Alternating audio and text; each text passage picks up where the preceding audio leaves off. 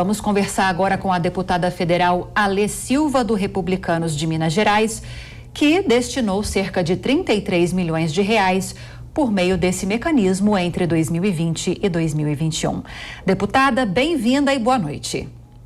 Boa noite, é sempre uma grande honra estar aqui na Jovem Pan, principalmente esclarecendo esses temas, né, que aparentemente são polêmicos. Então, estou à disposição da bancada. Muito obrigada, deputada. Essa, entre aspas, prestação de contas exigida pelo STF surgiu no final do ano passado, depois que essas emendas de relator chamadas de orçamento secreto pela oposição, principalmente, foram questionadas no STF, chegaram a ser suspensas durante um mês, depois foram retomadas. E a senhora acredita que é importante, sim, que essas informações sejam repassadas ao STF? Ou é um procedimento do qual a senhora discorda? Não seria necessário todo esse trâmite que a gente está vendo agora? Pois olha, para mim nada nunca foi secreto. Muito pelo contrário, desde o início eu sempre publiquei no meu site www.alesilvaoficial a destinação desses recursos. Mas vamos lá, vamos nos lembrar um pouco. Em 2019, quando assumi meu cargo junto à Câmara, numa das reuniões que nós tivemos com Paulo Guedes, ele já dizia que entendia ser muito interessante que os deputados federais ajudassem o governo a fazer a distribuição, a destinação dos recursos, porque os deputados federais é que conheciam aí as necessidades de suas bases. Então, ele sempre usava aquele jargão, mais Brasil, menos Brasília. Então, foi através dessa emenda, né, de relator, o famoso RP9, ou como a oposição e a imprensa costumou chamar de orçamento secreto, que nós chegamos a isso. Então, é um recurso que não é secreto, ele foi devidamente publicado no Diário Oficial da União, né? Está previsto na nossa lei orçamentária, está previsto no nosso regimento.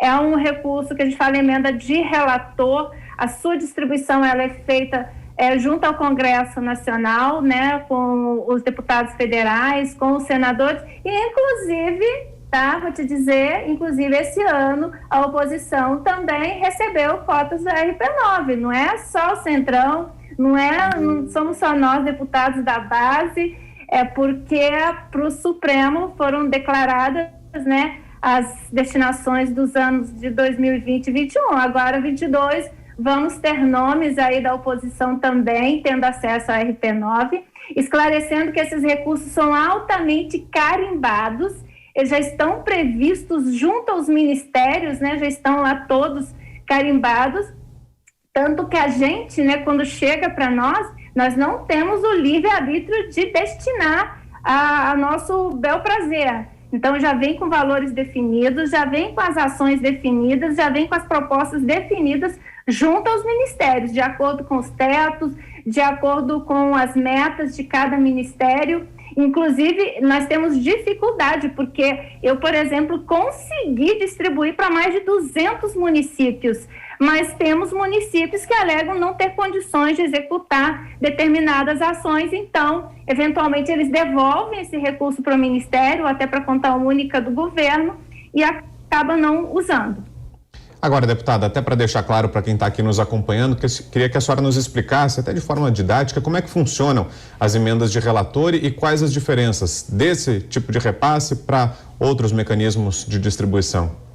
Pois bem, nós temos as emendas impositivas, né, as individuais impositivas, em que o parlamentar tem uma liberdade maior de destinar. A gente só deve observar, por exemplo, na saúde, que metade delas, né, por exemplo, se foram 16 milhões, 8 milhões obrigatoriamente tem que ser destinados para a saúde, e aí a gente tem que observar junto a cada município, teto PAB, teto MAC, né, PAB é o piso de atenção básica, o MAC é média e alta complexidade, e aí se é investimento, se é custeio, e depois disso nós temos uma certa liberdade, se a gente vai colocar na agricultura, se a gente vai colocar na cidadania, se a gente vai colocar na educação, e tem também os repasses especiais, que é aqueles valores que a gente coloca junto às secretarias dos municípios, né, as secretarias fazendárias, e que não vem carimbado. Aí o prefeito ele pode investir como se fosse um recurso próprio. Tem umas emendas de bancada, né? Que no caso eu até acho uma injustiça muito grande, porque os valores são iguais para todos os estados. Por exemplo, se para Minas Gerais, que é um estado que tem 853 municípios com 53 deputados, o valor é 139 milhões, o mesmo valor recebe o Acre, que tem bem menos, né, deputados e uma base territorial e número de municípios bem menores.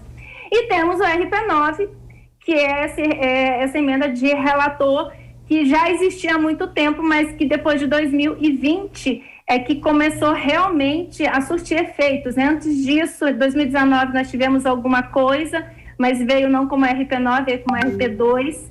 RP9 significa resultado primário, né? Feito cálculos para se chegar nesse valor. Mas qual que é a diferença fundamental das emendas de relator para as emendas de bancadas individuais? É que a de relator não existe uma obrigatoriedade do governo pagar, né? Como é impositiva. A impositiva existe essa obrigatoriedade, porque ela é impositiva. Agora, a emenda de relator não. Tanto que eu mesma já fiquei prejudicada lá atrás de ter feito uma série de destinações e não consegui empenhar, né? Depois que empenha, tudo bem, o governo federal é obrigado a executar.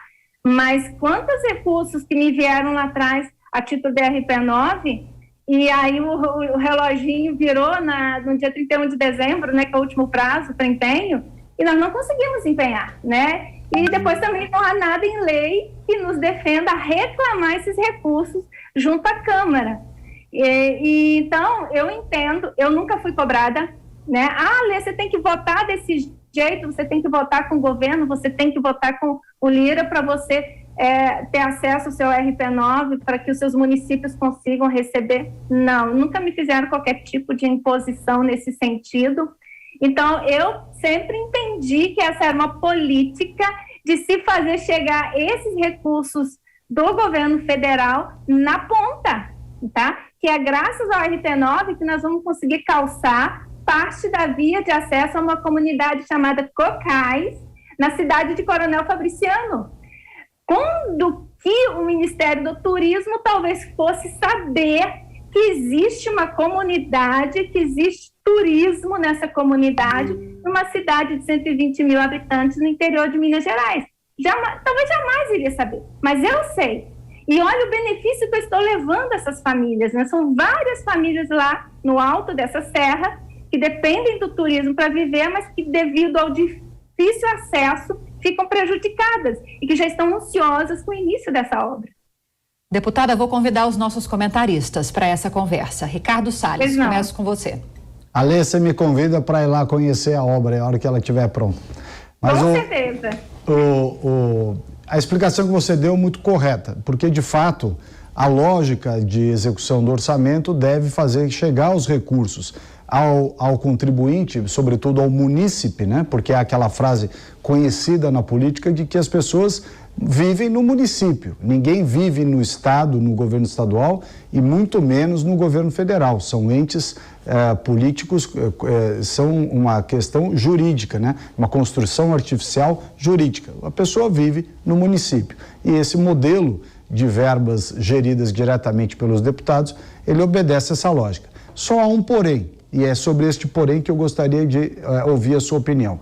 Há inúmeros casos que vêm se arrastando há décadas no Brasil, em que lá na ponta, a execução dessas emendas parlamentares, sejam as de relator, seja de bancada, seja impositiva, aí não importa.